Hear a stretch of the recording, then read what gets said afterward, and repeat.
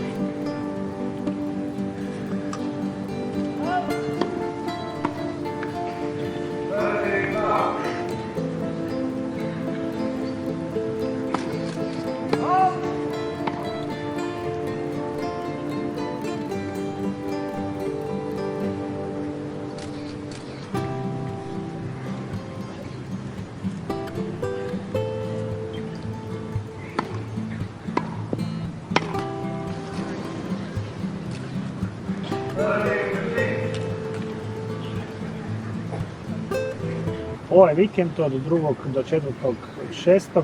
Teniski klub Radnik po prvi puta organizirao je turnir teniskih pojedinaca po kategorijama.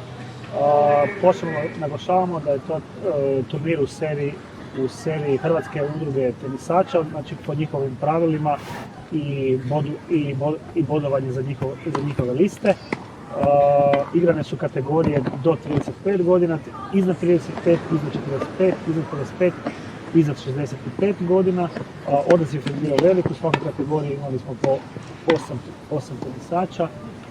Na kraju su pobjede ostvarili u kategorijama 65 plus gospodin Darko Golubić, u kategoriji 55 plus gospodin Prpić Predrag, u kategoriji 45 plus gospodin Hrvoje Kuzel, u 35 plus najbolji je bio Matija Hermanović i u kategoriji do 35 Tino Kirin.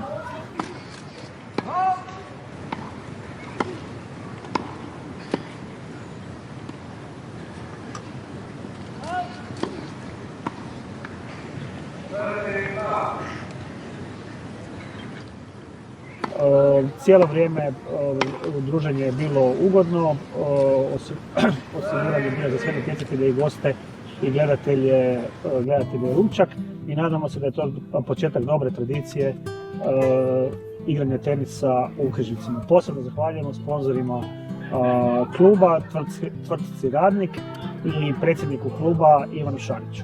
Hvala.